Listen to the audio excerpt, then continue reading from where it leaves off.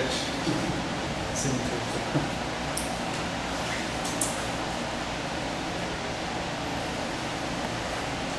Vamos na hora, né? 4h10 já deu. Já deu tempo regulamentar de espera, aguarda e resguarda. Vamos lá, bem lá de trás, né? Nas duas aulas anteriores, né, a gente se dedicou a induzir vetores de uma variedade em outra, né, através do mapa diferencial. E induzir formas de uma variedade em outra através do retrocesso. Né? Generalizamos isso para tensores e tal. Vamos rever aqui como é que a gente faz a brincadeira, né, para vetores em formas isoladamente. Né? Então, vamos supor que eu tenho um vetor, vamos supor primeiro, né, que eu tenho um mapa, uma variedade N, né? F, mapa suave, né, etc. Eu tenho um vetor pertencente ao espaço tangente em N, certo? E eu quero um vetor no espaço tangente ao ponto correspondente, a um certo ponto P em N. Né? Se eu tenho, por exemplo, P pertencente a N, né? Esse ponto P é elevado em F de P pertencente a N. Né? Então, o vetor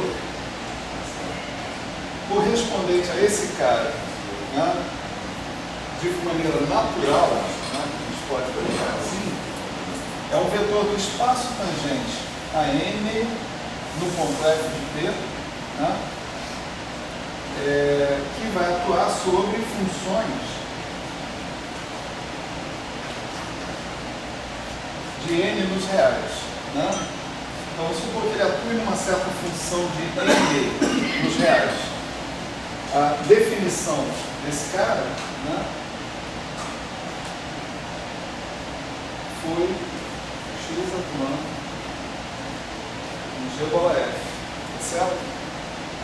Se o G é de N em R, se é uma função geral de N em R, claro que um vetor do espaço tangente em N, né, vai atuar nessa função, uma função desse tipo. Né? Então, G é uma função genérica de N em R. A atuação desse cara numa função genérica de N em R é a atuação do vetor original, do espaço tangente em N, numa certa função de M em R. Tá certo? Se F é de N em N e G é de N em R, G bola F é de N em R. Tá certo? Então, essa foi a definição que a gente empregou para falar de campos vetoriais induzidos, né, por um mapeamento entre variedades. Aí a gente generalizou essa noção, né, para informes. Nesse caso, novamente a gente tinha um mapeamento F de N em N, tá certo? E a gente tinha uma uniforme, né? Esse mapeamento F pegava P e levava em F de P, né? F de P então era um cara de N, né, naturalmente, e a gente tinha uma uniforme ômega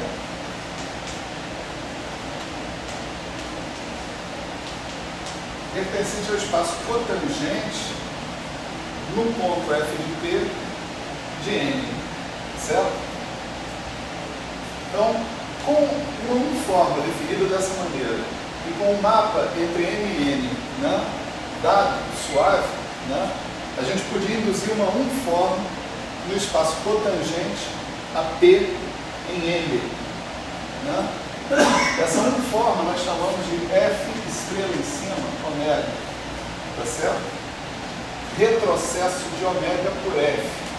Né? O vetor induzido por F, né? E o retrocesso da uniforme ômega por F. Né? Sobre quem que um cara desse vai agir? sobre um certo vetor x genérico, tá certo? Um espaço tangente, né, a P em M, tá certo? Cada um com seu cada um, né? Ok? A definição disso aqui, né, foi ômega de f estrela x, tá certo? F estrela x é um cara do espaço tangente a M em f de P, né? Portanto, ômega pode agir sobre esses caras, não tem problema nenhum, né? Então são definições, né, de induções de campos de vetores, né, e de unformas mutuamente entre duas variedades que tem um mapa ligando uma a outra, tá certo? A gente viu que, por exemplo, as componentes dessa unforma, F estrela x, né, você podia escrever como sendo, vamos dizer, na base, né, do espaço tangente em M, né, vou chamar de E barra mi, essa base, você podia escrever como x mi dy alfa dx mi, perdão, certo? Quer dizer, dadas as componentes do vetor x original, são esses x mi, né, você podia encontrar as componentes do vetor induzido fazendo essa conta aqui, certo?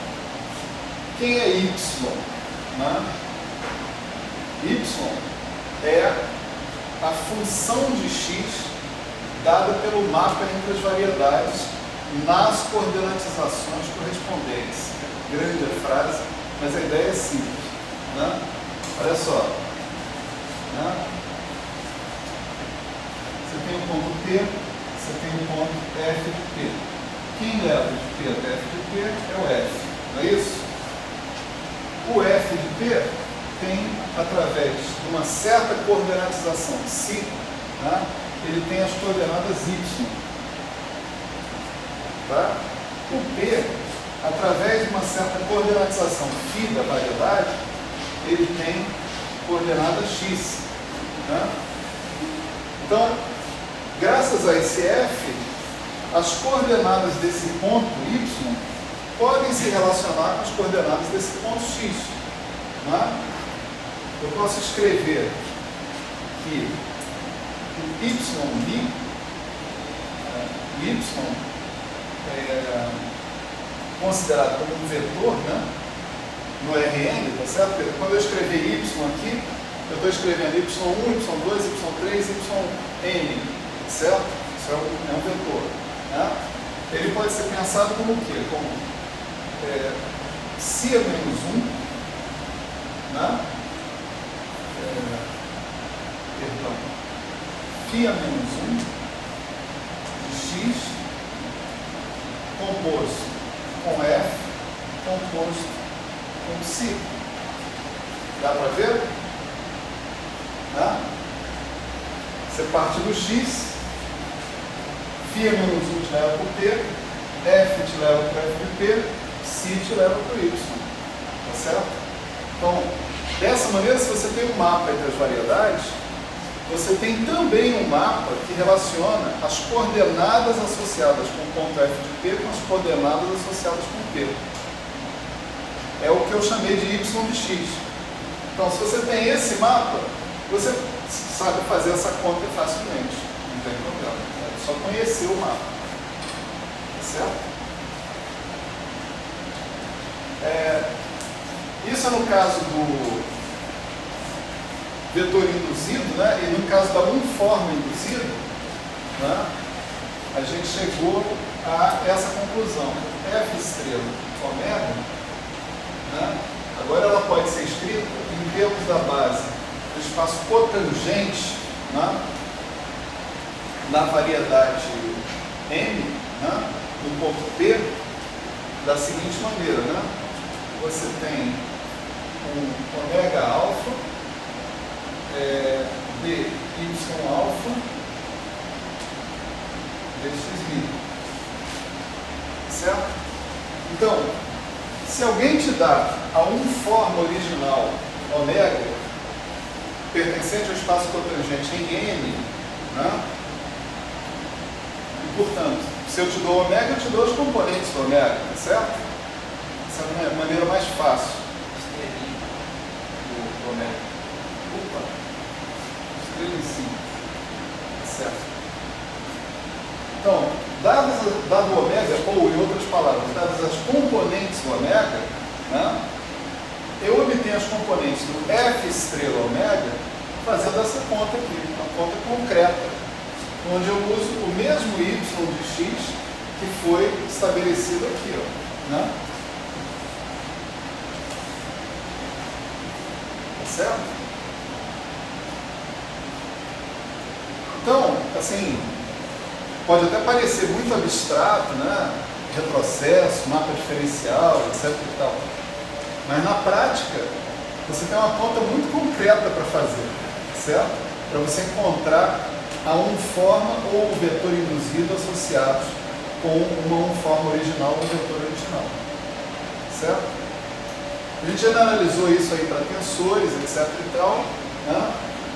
E discutiu a situação em que você induzia tensores do tipo Q0, tensores do tipo 0Q e tensores do tipo PQ. Né? Para os tensores do tipo PQ, né, ficou bastante claro que você conseguia fazer essa indução quando o mapa entre as suas variedades era um difeomorfismo. Ou seja, quando ele tinha inversa, a inversa também era suave. Tá certo?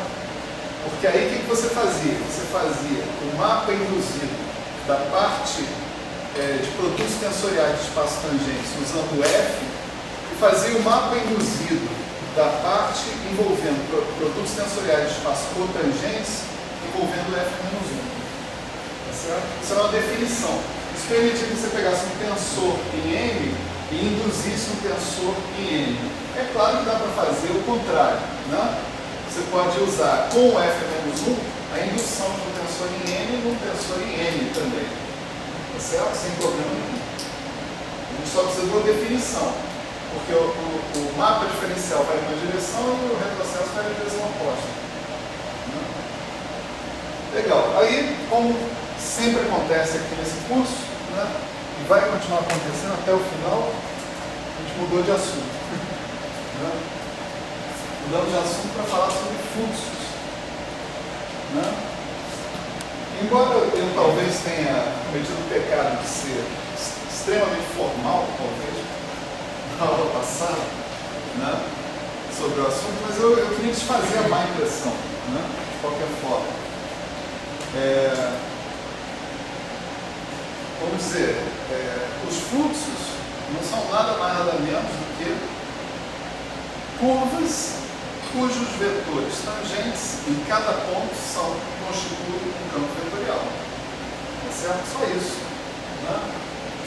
Aqui, o problema, a gente foi introduzindo a noção de fluxo, dado o seguinte: suponha que eu tenho um campo vetorial P, XP.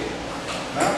Um campo vetorial, só para relembrar, né, é uma regra que associa um vetor a cada ponto da variedade, mas não só isso. Associa esse vetor, como a gente já viu, um vetor é uma aplicação, né? Um vetor é uma aplicação do espaço das funções da variedade nos reais e nos reais. Né? Então, em cada ponto P, eu associo um vetor. Mas o resultado de eu aplicar, por exemplo, esse vetor a uma dada função f em todos os pontos P da variedade, me dá uma função suave. Certo? Então, isso que é um campo vetorial. Trocando em miúdos, é um negócio que você pode derivar quantas vezes você quiser. Certo? Sim. Né? Para não complicar demais. Um vetor é um negócio que se eu aplicar uma função e eu variar um ponto P, seja qual for a função, me dá uma função suave do ponto P. Certo? um campo vetorial. Então, suponha que a gente tem agora um campo vetorial sobre a variedade, né? Então, sobre a variedade está lá, vamos supor.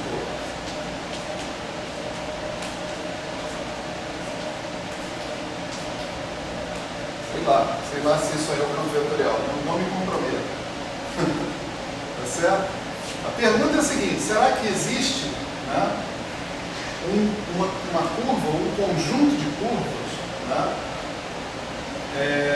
integrais, tais que esse campo vetorial é o campo de vetores tangentes a essa curva em todos os pontos da curva, né? Então, supor que você tivesse uma curva aqui. Aqui esse cara é o vetor tangente à curva nesse ponto, aqui é o vetor tangente à curva nesse ponto. Isso tudo é simbólico, tá certo, gente? Isso não está escrito no mesmo sentido que a gente escreve na R3, não. De jeito nenhum. Né? Quer dizer, eu não tenho direito de calcular vetor tangente direto a uma curva. Eu tenho que olhar a imagem dessa curva no RN e lá eu calculo o vetor tangente. É isso que eu quero denotar, tá certo? Então, a pergunta é: será que existe uma família de curvas tal que esse campo vetorial é um campo de vetores tangentes a cada um dos elementos dessa família de curvas? Né?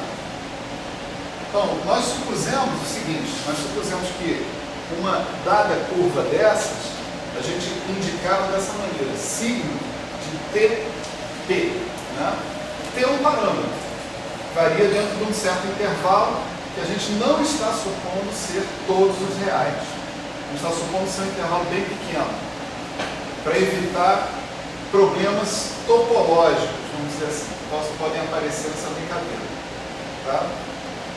Então esse T aqui varia no intervalo entre menos epsilon e epsilon, um epsilon tão pequeno quanto seja necessário. Né? Então, se eu tenho uma curva sigma de T, essa denominação, esse símbolo P aparecendo aqui na curva, significava o seguinte: que o sigma de 0P era o próprio P. Certo? Uma espécie de condição condição inicial, se a gente chamasse o T de tempo, que não é, né, P é um parâmetro, não é o tempo. Né? A gente diria que quando T é igual a 0, sigma de 0 T é igual a P. Só quer dizer o seguinte: a curva passa pelo ponto P, da variedade. Eu posso dizer que o ponto P está associado com 0, mas poderia estar associado com qualquer outro valor que eu quisesse. Isso não é importante. Apenas, se eu botar, por exemplo, T0, aqui vai ficar T0 menos epsilon, T0 mais epsilon, né, nos extremos desse intervalo que está aí. Então, eu estou supondo que eu tenho, por um dado ponto P, passa uma certa curva, sigma T de P, e a condição que eu vou ter que obedecer para que o que eu estou pedindo aqui seja cumprido, né, é o seguinte: cada ponto dessa curva vai ter coordenadas sigma mi de T. Tá certo? Estou indicando as coordenadas da curva pelo índice, já fica bastante claro que tem uma coordenatização implícita. Né? Bom, o vetor tangente, né, ele é definido pelas derivadas dessas coordenadas em relação a t. Né? Então, d sigma mi dt são as componentes lá no Rn, né, do vetor tangente a essa curva no ponto P. Na verdade, isso em T igual a 0, né? Para a gente obter isso. Mas vamos deixar o T solto, variando aqui dentro desse intervalo. Então, não vou botar explicitamente para qual T a coisa corresponde. A condição de que isso daí seja uma curva integral é a seguinte: não é que o vetor tangente coincida com o campo vetorial. Então, eu vou pedir que as componentes do campo vetorial que foi dado ali, tá certo? Xmi, nesse ponto, sigma de pp, coincidam com as componentes do vetor tangente ao longo da curva sigma. Tá certo? Eu falei isso na aula passada, mas como eu comecei de um jeito muito enrolado, pode ser que as pessoas não tenham percebido. Né? Então, é simples. Eu tenho um campo vetorial que, por exemplo, nesse ponto P aqui, né? Ele está nessa forma, eu estou querendo saber se tem uma curva da qual ele é o vetor tangente. Que curva é essa? Tá certo? Essa curva é essa que está aqui, ó. Né?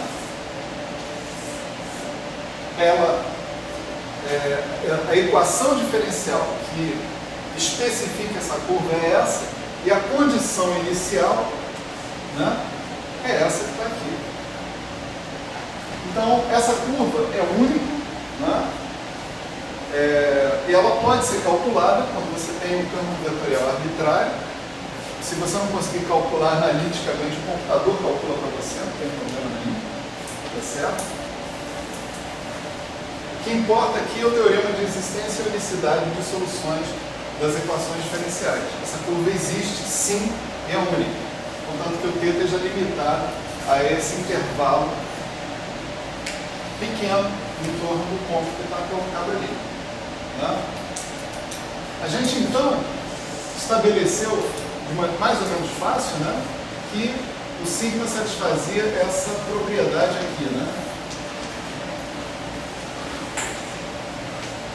Se você mudar o ponto da curva, tá certo?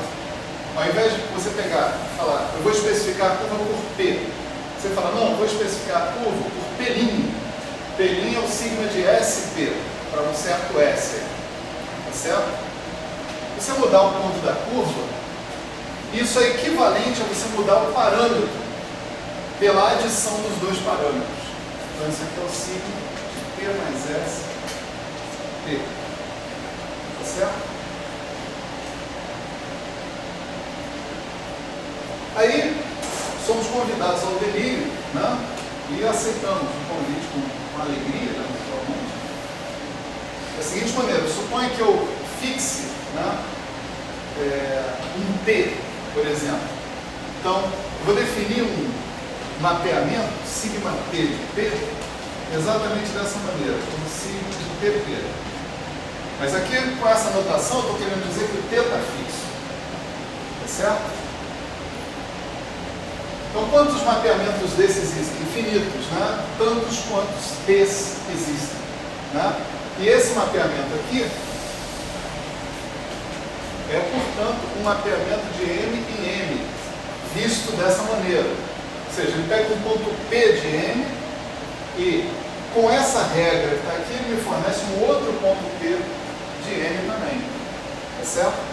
Esses caras são mapeamentos de M em M que são difeomorfismos. Eles são inversíveis, tá certo? Se você pegar e compuser o sigma T com sigma de menos T, tá certo? Isso vai ser o sigma T de sigma menos T de P, que é o sigma T de sigma de menos T P,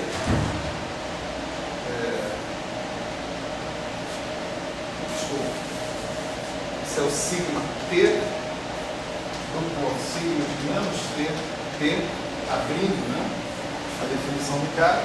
Aí, usando aquela propriedade ali, esse é o sigma de T menos T, P, que é o sigma de 0T, que é o P. Portanto, o sigma de menos T é a inversa do sigma de T. Né? Lembra que o sigma T é suave, né? Hipótese. Né? A gente está também com ele como solução da equação diferencial aqui, onde os xmi são funções suaves dos sigmas. Né? O sigma menos T, portanto, também é suave. Ele é a solução de uma equação similar como aquela. Né?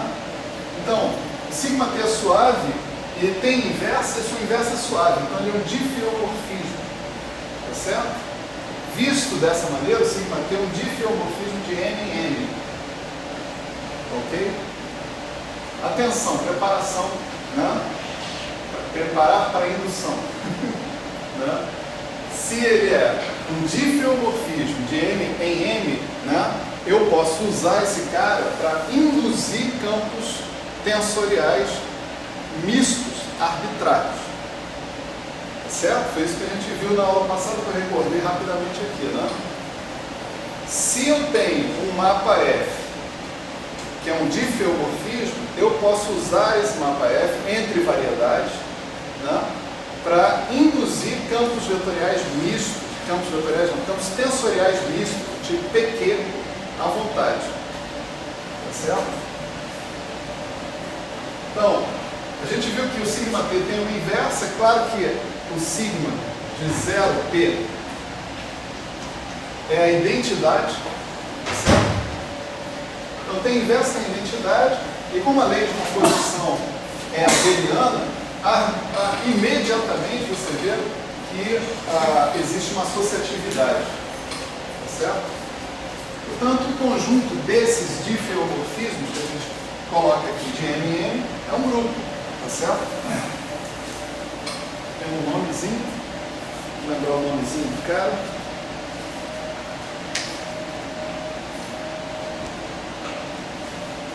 Grupo de transformações a um parâmetro, né?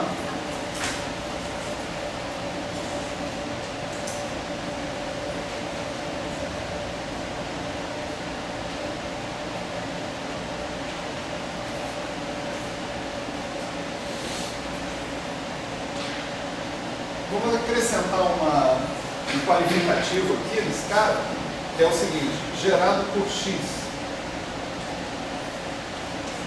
pelo campo vetorial em questão. Tá certo? Como é que é isso? Né? Você pode ver o seguinte.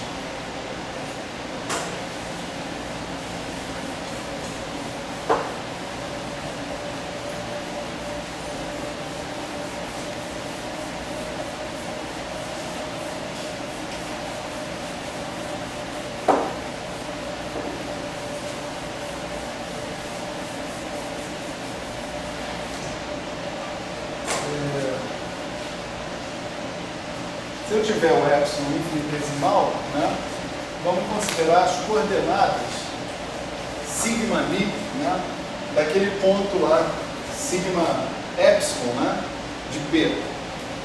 Sigma epsilon de P é um ponto da variedade. Esse cara tem coordenadas, não tem? Dadas lá pela coordenatização da variedade. Então, estamos chamando essas coordenadas desse cara de sigma mi epsilon de P. Né?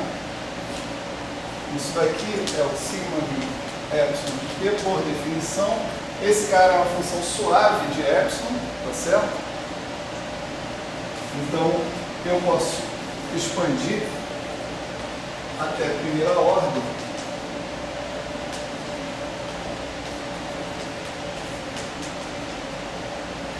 dessa maneira, né? Agora, isso que está aqui, o sigma mi de 0P, é exatamente o xmi, são as coordenadas do ponto P, né? E o outro cara que está aparecendo aqui, d sigma mi dt, é o xmi grande, né? São os componentes do campo vetorial que é tangente a essa curva integral. Tá certo? A curva integral é integral em relação a esse campo vetorial, né? Então eu posso substituir aqui o xmi de sigma de 0P, né? Que é o xmi de P, né? Propriamente dito. Se eu quiser subentender uma coordenatização aqui, eu ainda faço melhor. Eu deixo isso aqui como função das coordenadas xmi, né, do cara. Então, o sigma mi pode ser visto dessa maneira infinitesimalmente, tá certo? Se eu agora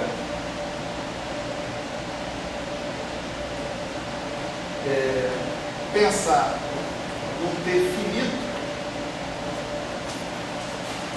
finito, tá certo?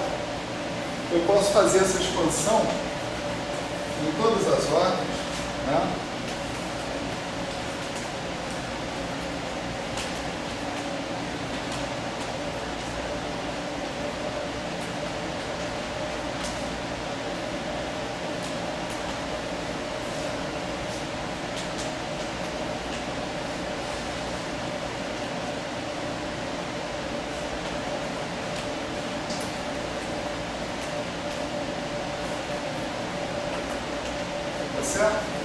expansão de T da função original que estava aqui. Né? Agora, mais uma vez, eu tenho isso daqui, pode ser escrito assim como 1 mais T dAds mais T2 sobre 2 dAds ao quadrado mais etc. Tudo isso atuando sobre o sigma μ de ST, tudo isso no final calculado em S igual a zero.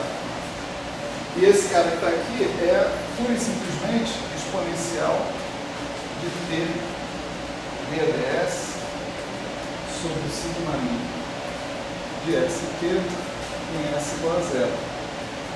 Tá certo? Se você olhar bem, isso daqui é equivalente à aplicação sucessiva do campo vetorial X sobre o resultado da aplicação do campo vetorial, sobre o resultado da aplicação do campo vetorial, assim por diante. Né? De modo que a gente pode indicar, né, isso é o que a gente indica, com o exponencial de Tx sobre xμ. Certo? Com xμ é coordenada do ponto P, né? Certo? Claro que isso tem que ser entendido assim, você aplica o x sobre o teu fluxo, tá certo? Aplica novamente, e até você montar a exponencial inteira, né? Então, essa expressão, né, sugere que o x de fato é o gerador, tá certo? De uma transformação sigma P, tá certo? De um subgrupo, de um grupo a um parâmetro, né? A palavra subgrupo trai aqui coisas que estão lá na frente, né? Eu estou pensando seriamente em falar sobre grupos de Lie, ainda não tenho certeza se vou fazer isso, né? E essa construção, em particular dos fluxos, é essencial para a gente entender o mapa exponencial no grupo de Lie, tá certo? Lá, um campo vetorial vai ser um gerador, um campo vetorial específico vai ser um gerador de um subgrupo ou um parâmetro. Aqui não é um subgrupo, aqui é o próprio grupo associado com o fluxo gerado pelo campo vetorial X. Né? Mas mais à frente, né, um grupo mais complexo, e por simplesmente isso, ou melhor, numa variedade diferenciada com estrutura de grupo, a gente vai ver que essa estrutura se repete e ela é capaz de te fornecer uma maneira de escrever consistentemente todos os elementos do seu grupo, que é o mapa exponencial, justamente. Tá? Eu posso ver o grupo de relações espaço-temporais sobre essa ótica? Pode. Só que eu estava pensando, ali você colocou de μ mais epsilon x μ. No geral, eu teria 4 parâmetros, né? Ali eu só vejo um epsilon. Sim. Quando eu disse pode agora. Pode lá no futuro. Porque aqui você, na verdade, só tem um gerador desse grupo, que é o x, é o seu campo vetorial específico.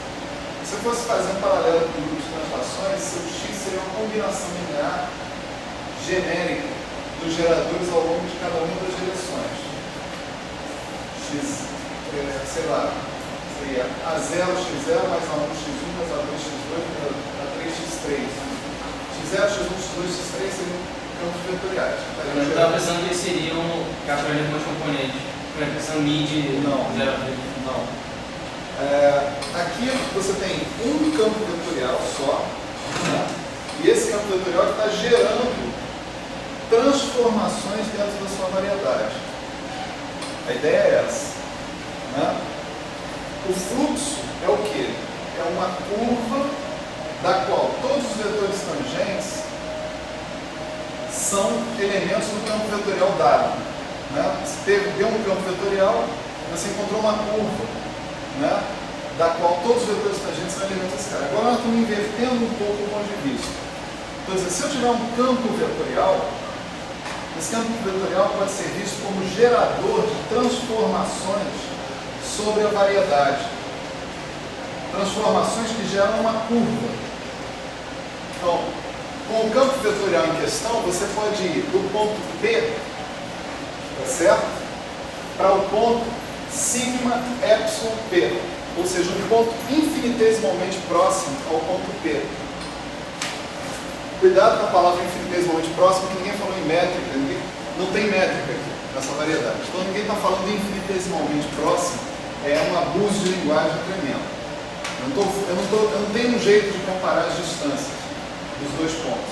Mas o que eu estou querendo dizer é o seguinte: eu sei que eu tenho um parâmetro epsilon, se for infinitesimal, faz com que a diferença entre as coordenadas do ponto P e as coordenadas do ponto transformado por esse parâmetro infinitesimal seja infinitesimal. Então, daqui para essa equação aqui, né, o que a gente pode entender é o seguinte: eu tenho um ponto P e eu tenho uma regra que é definida pelo campo vetorial de como sair desse ponto P de maneira infinitesimal. O que quer dizer de maneira infinitesimal? Quer dizer que as coordenadas do ponto de chegada estão infinitesimalmente próximas das coordenadas do ponto de saída. Tá certo? As coordenadas. Tá certo? Então o campo vetorial aqui está sendo visto como o cara que faz esse deslocamento do ponto P para um ponto Q infinitesimalmente próximo, agora sim, nesse sentido. Tá certo? Aspas aí. Melhorou? Eu estava dando, porque eu estava pensando nos geradores de cada direção como componente do x-min. Não. Você tem que pensar que o próprio x é um gerador. Né? Quando você tiver um grupo de Lie, né, você vai ter vários geradores aparecendo na história. Vários campos vetoriais independentes. Aí é outra história. Tá bom, vamos falar de grupo de Lie. Futuro. Vamos lá. Bom, então vamos fazer isso, né? Quer dizer, a gente, com os fluxos, a gente conseguiu um jeito de sair de um ponto da variedade e chegar num ponto vizinho, sei lá, né? Mais uma vez vizinho entre aspas, né? Porque nós não estamos falando de uma maneira, não temos uma métrica, não temos como comparar distâncias entre as coisas, né? Ele é vizinho no sentido das coordenadas. As coordenadas são próximas umas das outras, tá? Legal.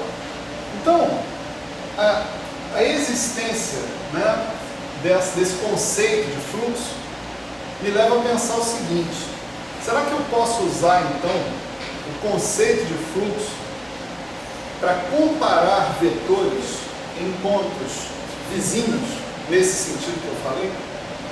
Né?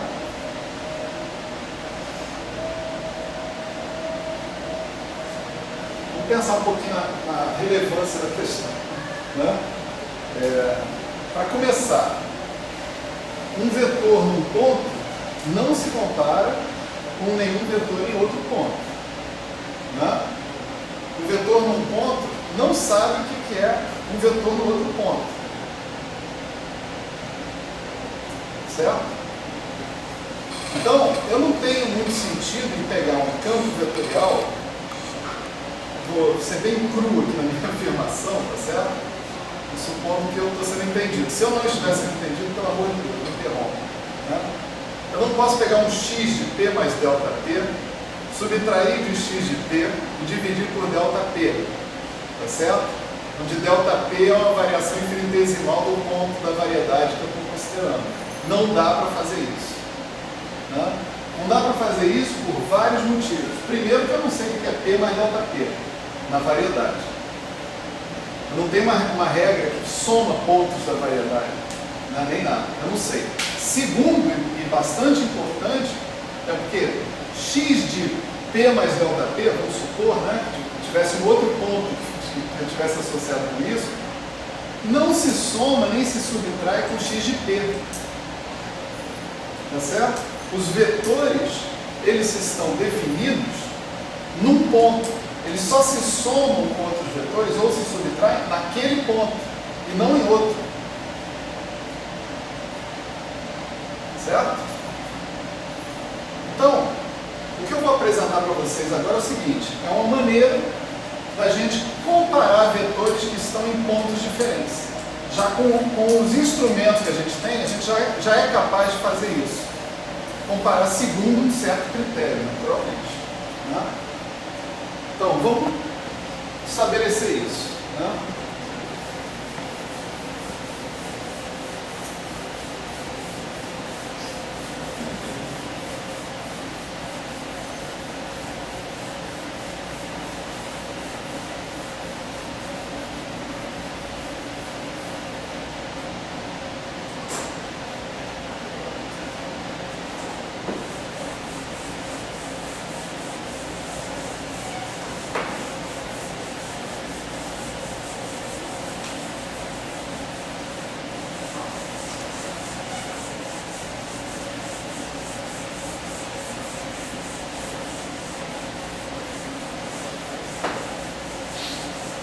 Então, para fazer isso que eu estou falando, né, para tentar fazer isso que eu estou falando,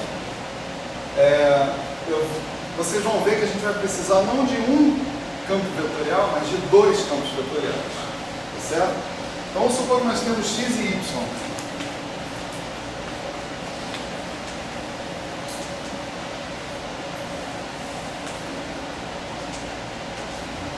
Dois campos vetoriais. Então, o x tem um conjunto de curvas integrais dele e o y tem o dele. E os dois conjuntos não são necessariamente o mesmo. Tá certo? Então, eu tenho que as componentes do x, numa certa coordenatização, por exemplo, vão satisfazer isso aqui, né? D sigma mi dt é igual a x mi sigma dt. E o y vai ter um fluxo que eu vou chamar de tal, tá certo? Cujas coordenadas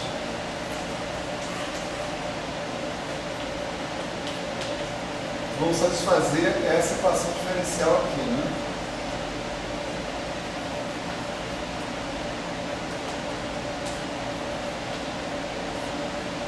Ok? Nós vamos supor o seguinte: nós vamos querer calcular como varia o y ao eu considerá-lo no ponto P e posteriormente considerá-lo no ponto Q. O y está definido sobre toda a variedade. Então está definido sobre P, está definido sobre Q. Tá certo? A minha pergunta é: como o y varia? Será que eu consigo discutir isso? Como o y varia entre P e Q? Quão diferente ele é entre P e Q? Né? Então, com o que a gente acabou de estudar, dá para responder essa pergunta pelo menos num sentido. Né? Seguinte sentido: vamos supor o seguinte. Vamos supor que o ponto Q, tá, ele esteja dentro do fluxo gerado pelo campo X. Ou seja, que o ponto Q possa ser atingido, né, como sigma de epsilon P. E o que a gente definiu também, sigma epsilon de P. Tá certo? Então, o ponto P e o ponto Q, nós estamos supondo que tem coordenadas infinitesimalmente próximas, cuja diferença da ordem é epsilon, tá certo? Então, supondo que ambos, tanto P quanto Q, estão no mesmo fluxo. Então, em termos de desenhar um pouquinho, né, para a coisa ficar menos árida, né, Vamos supor que esse aqui seja o sigma. Sigma de P. Tá? Então é claro que o sigma passa pelo ponto P, não é isso? Mas o que eu estou dizendo é que, por hipótese, tá? Que o sigma também passa pelo ponto Q. E o ponto Q pode ser visto como sigma epsilon, ou sigma de epsilon P, como a gente fez ali.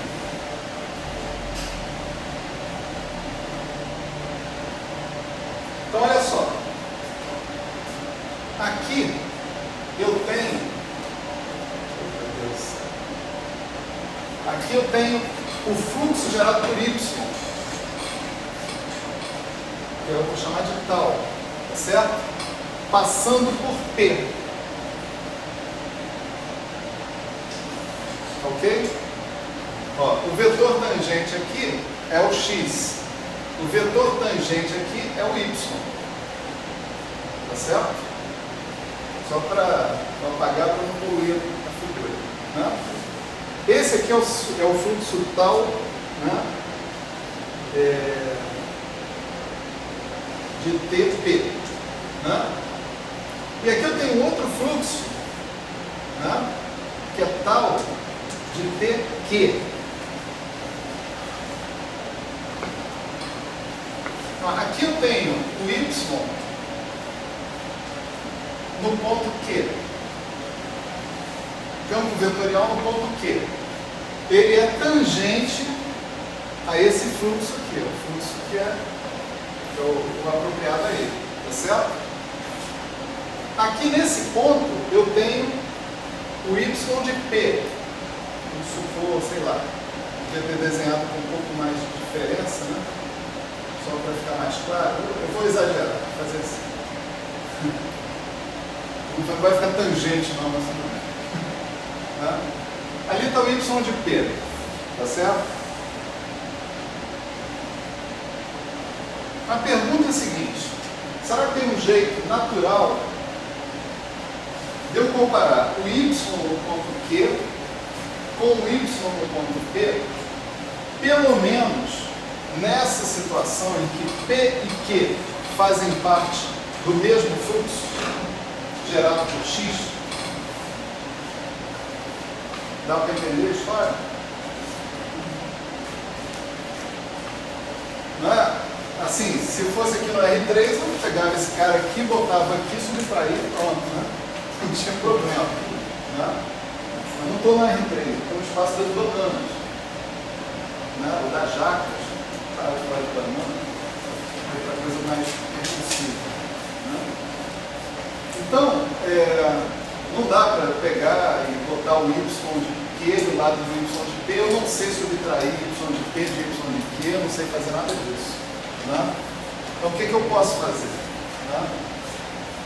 Eu posso imaginar o seguinte: esse mapa sigma, né? Sigma de epsilon P,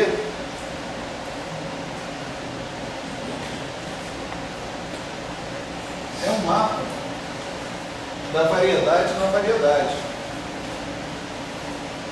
É isso? Existe também um outro mapa da variedade na variedade, que é o mapa inverso, sigma menos epsilon. Também é da variedade na variedade. Não é isso? A sugestão é a seguinte: bom, vamos ver qual é o vetor induzido nesse ponto por esse mapa, pelo mapa diferencial. O que faz o mapa diferencial? O mapa diferencial está entre variedades, M para N, mas pode ser de M para M também, por que não? Não? O que interessa é que você saia de uma variedade e chegue numa variedade. Se a variedade é a mesma, não tem problema nenhum. Então, eu posso pegar esse vetor que está aqui e verificar qual é o vetor que é induzido aqui pela ação do mapa diferencial associado a sigma menos epsilon. Tá certo? O que faz o sigma menos epsilon? O sigma menos epsilon pega o Q e leva no P. Não é isso? Sigma menos epsilon de Q é igual a P. Então, o ponto de saída é o Q, o ponto de chegada é o P. Portanto, se eu tiver um vetor tangente no ponto de saída, ele vai induzir um vetor tangente no ponto de chegada. Tá certo? Então, eu posso observar quem é sigma menos epsilon estrela y. Muito bom isso, cara.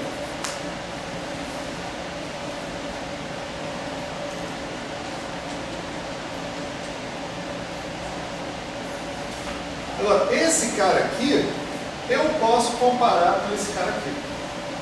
Porque os dois estão no mesmo ponto P.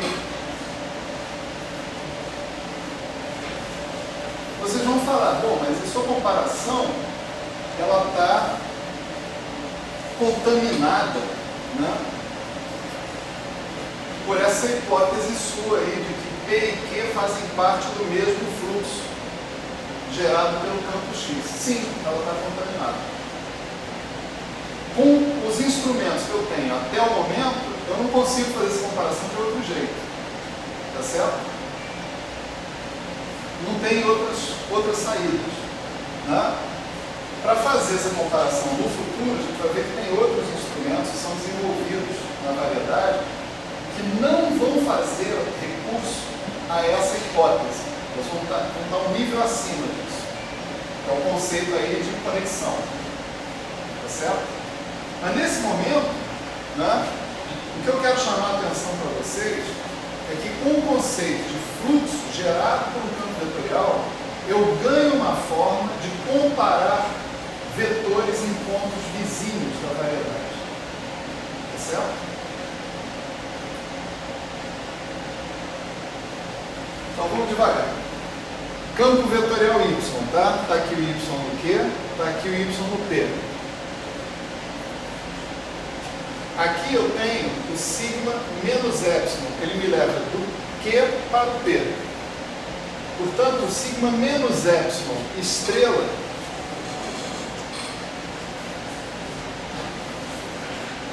ele me leva do espaço tangente à variedade em M em Q ao espaço tangente à variedade M em P.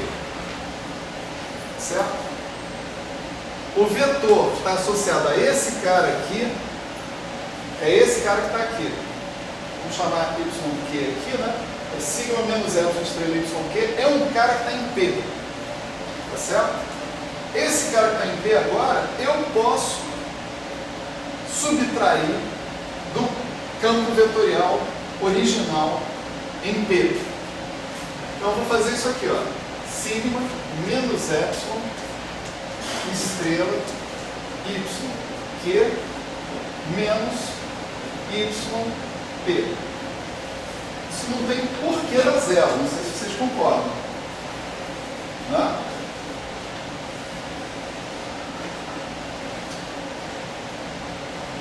Se eu variar o mapa entre as variedades, não varia o vetor induzido?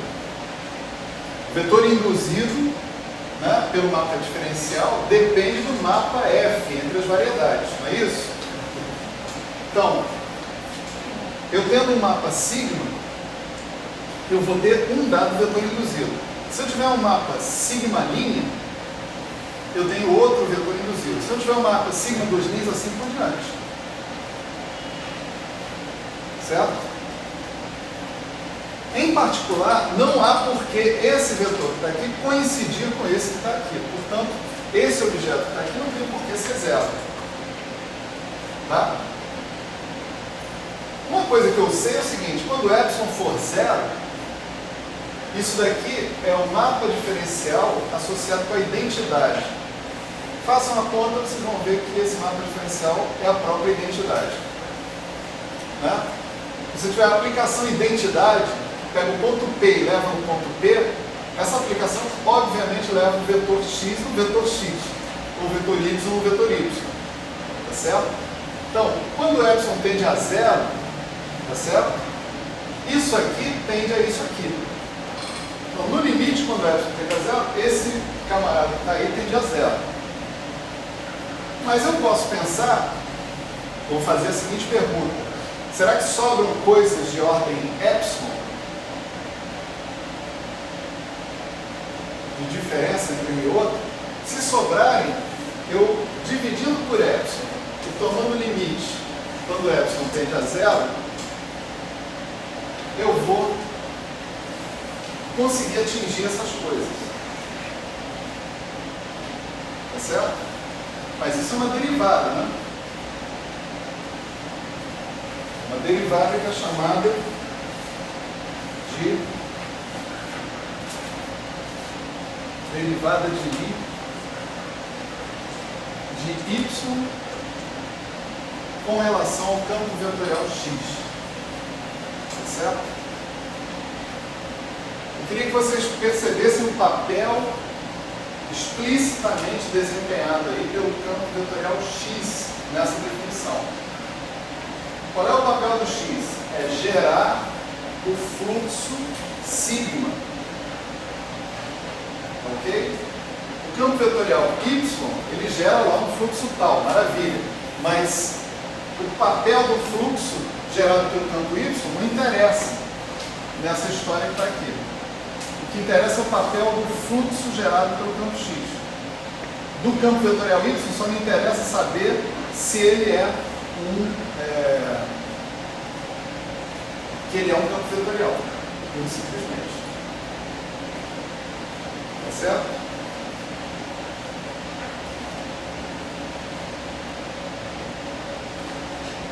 Bom, se tem uma coisa que dá segurança para a gente,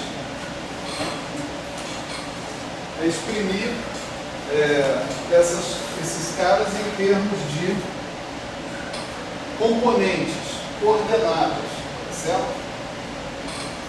Então vamos fazer isso, nossa providência vai fazer isso. Pergunta, né? Está claro para todo mundo que isso daqui é um vetor? Mais ainda, que isso é um campo vetorial? Bom, que ele é um vetor, está bastante claro, né? Esse é um vetor no ponto P, esse é um vetor no ponto P. Eu estou subtraindo dois vetores no ponto P, estou obtendo um vetor no ponto P. Estou multiplicando por 1 sobre epsilon, continuo obtendo um vetor. O limite disso daqui, com epsilon tendendo a zero, vai continuar sendo um vetor, não vai mudar de natureza, só porque eu estou tomando o limite. Tá certo? Então isso é um vetor. Agora, que eu posso fazer isso em qualquer ponto P, isso também é igualmente verdade.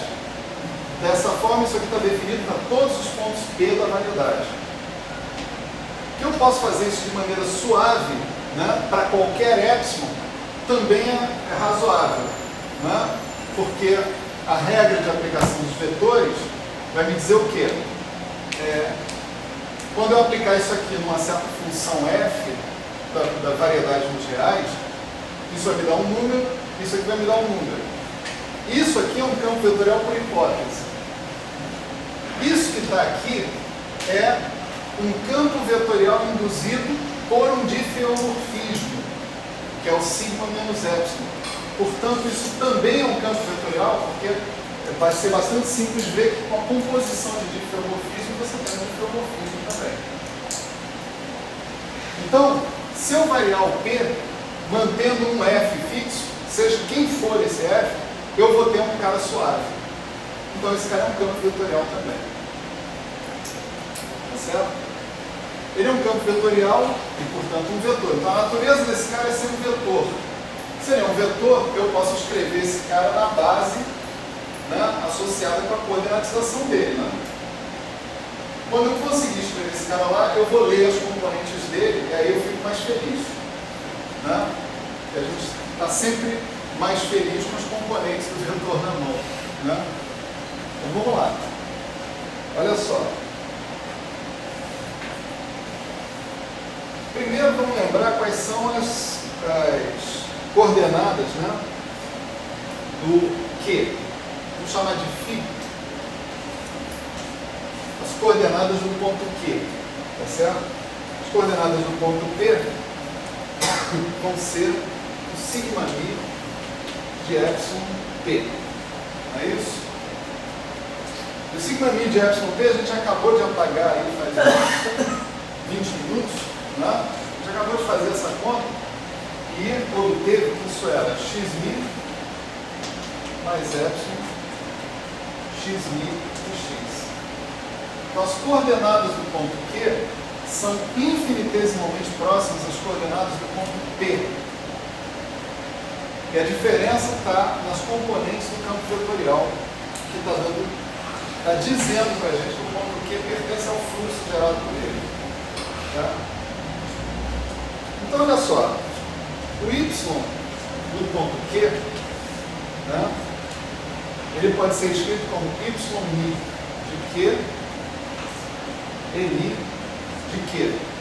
Aqui é a base, né, do espaço tangente a M no ponto Q. Estou indicando explicitamente essa dependência. Certo? Legal. Então, isso daqui eu posso escrever como y mi x mi mais epsilon x mi vezes o m de Q, tá certo? E esse cara aí eu posso expandir sim em primeira ordem em epsilon, sem problema nenhum. Então isso vai ser o y mi de x mais epsilon x mi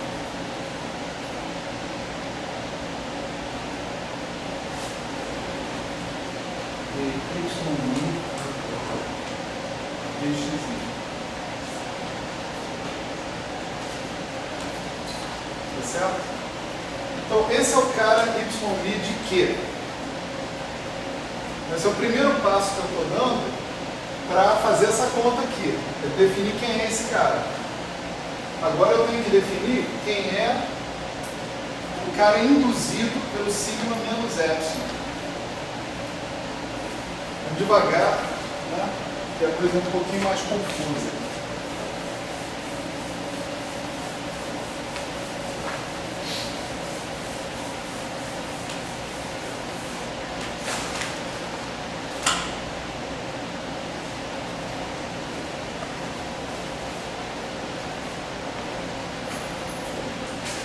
Vamos lá.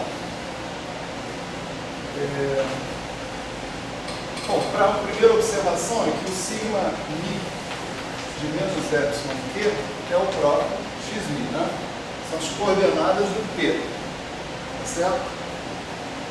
Então, o sigma menos epsilon estrela y de Q, né?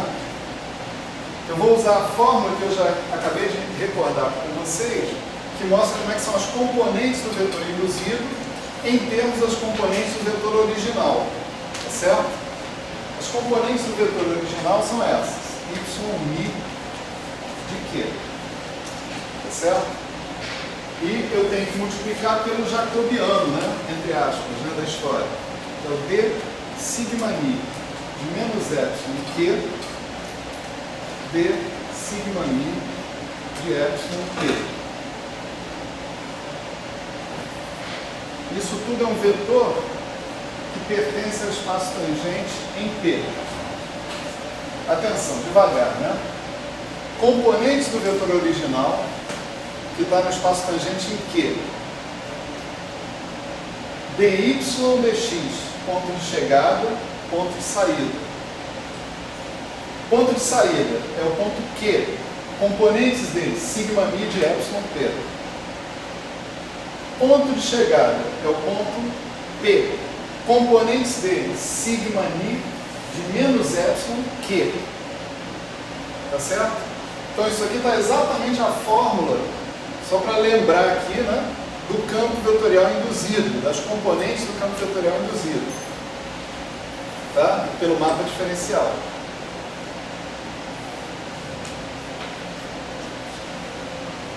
Maravilha. Bom, para calcular isso daqui, né, lembrando que isso daqui é o x mi, né? Ok? eu tenho que pensar o seguinte, eu tenho que entender como é que o xmi pode depender do ymi, né? Desculpa, né? Lá na nossa anotação anterior, isso aqui a gente chamou de y. Só que da forma como a gente está fazendo, como a gente está voltando, isso daqui é o x, tá certo? Só que esse é o ponto de chegada. Eu tenho que saber como é que o ponto de chegada depende do ponto de saída, né? Então, olha só. O sigma mi de epsilon t é xmi mais epsilon xmi, né, de x. Portanto, eu posso pegar, se eu quero saber a dependência do xmi desse cara, eu tenho que inverter essa equação. Tá certo? Aqui eu tenho o cara de chegada do fluxo e o cara de saída, do sentido do fluxo. Mas só que eu quero no sentido oposto, sigma menos epsilon. Então eu posso escrever aqui, xmi é o sigma mi de epsilon t menos epsilon xmi, né? Nesse caso aqui, de x, né? Originalmente. Só que aqui eu vou cometer a seguinte heresia. Eu vou colocar o sigma mi de epsilon t.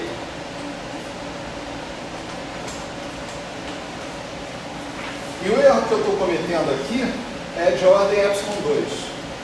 Porque isso aqui está multiplicando por epsilon. Tá certo? Se ao invés de eu botar P, eu boto sigma epsilon de P, eu estou cometendo um erro, mas de ordem epsilon 2. Em primeira ordem está tudo bem.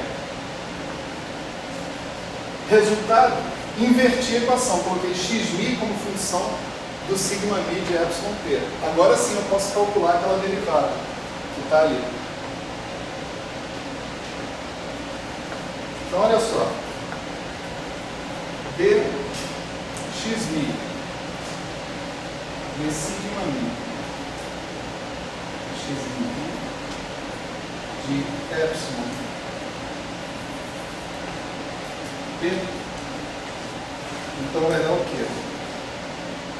Derivada da componente mi disso em relação à componente mi vai dar um delta mi, né? Certo? E o outro vai dar menos epsilon dxmi de sigma mi de epsilon t. Certo? Agora eu posso fazer o seguinte. Posso juntar tudo que está à minha disposição aqui. Esse cara que está aqui, eu calculei aqui. Deu isso. Não? Esse cara que está aqui foi o cara que eu acabei de calcular. Deu isso aqui. Agora eu vou juntar as duas coisas. Não? Vou colocar aqui.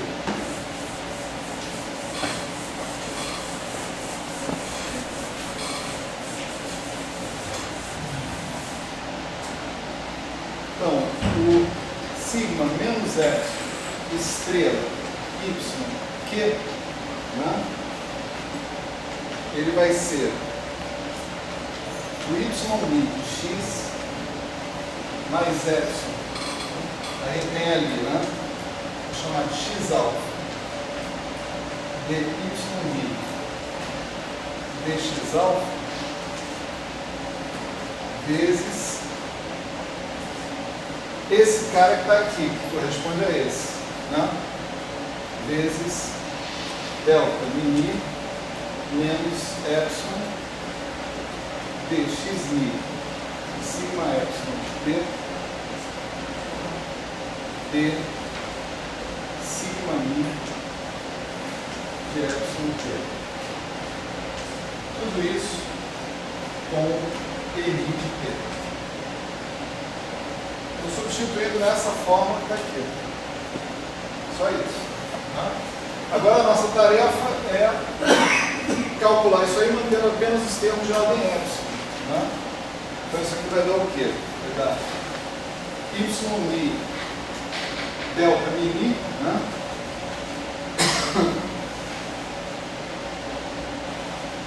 Isso vai ser y' x mi de t, mais epsilon vezes isso, mais isso vezes epsilon, mais esse termo aqui que é de ordem epsilon 2 a gente vai desprezar. Né? Então aqui eu vou ter um termo epsilon que multiplica x alfa y' dx alfa vezes delta mi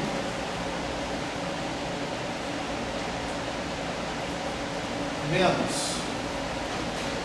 y' dx' de sigma mi de epsilon t.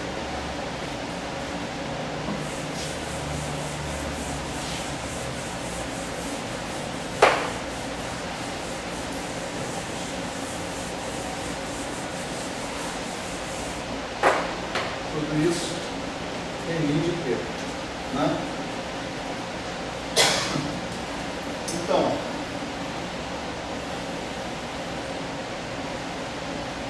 aquilo ali corresponde ao sigma menos epsilon estrela de yq, né? E eu tenho que subtrair o y de p. Tá certo? Ora, esse cara que está aqui é exatamente o yt. Subtrai, divido por epsilon e faço o limite quando o epsilon tende a zero. Tá certo? O que vai acontecer? Que é o xi de sigma epsilon de t, só para relembrar, né? O sigma de epsilon t. Tá?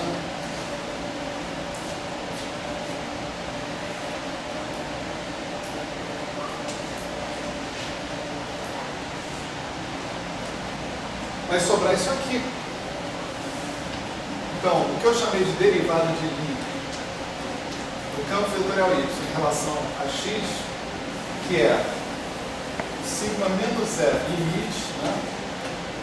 Quando epsilon tende a zero,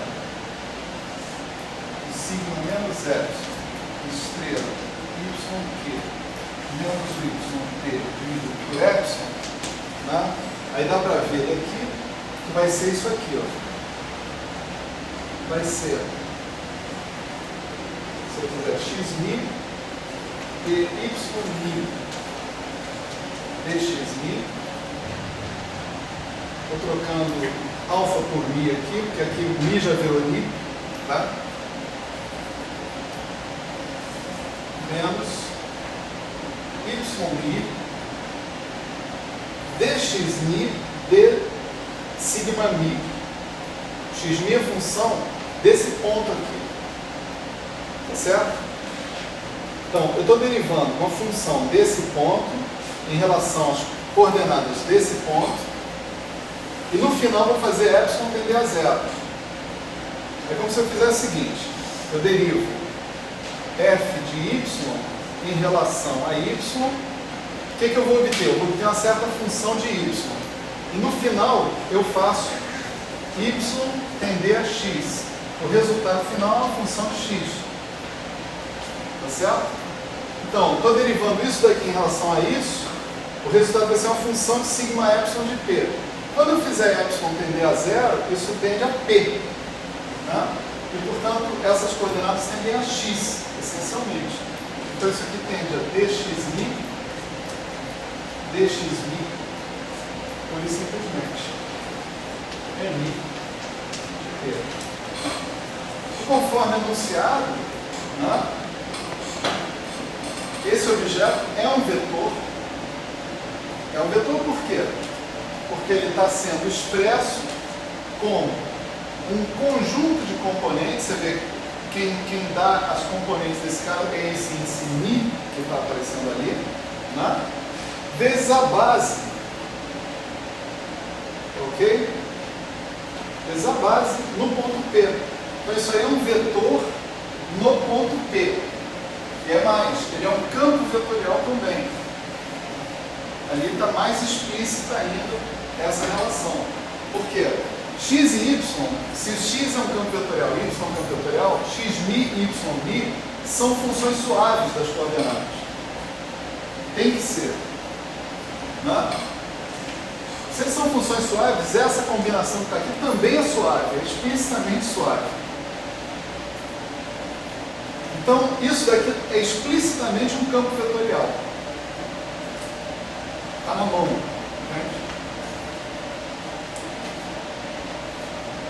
Portanto, essa é a fórmula da derivada de Lie num determinado sistema de coordenadas. Claro que se você mudar o sistema de coordenadas, vão mudar essas componentes. As componentes x e y mudam, d dx também vai mudar, de modo que o objeto inteiro se transforme como as componentes de um vetor. Tá certo? Façam um teste. Ok? Mais um errinho. Tem uma das notas de aula que eu mandei para vocês que eu acabei de encontrar uns erros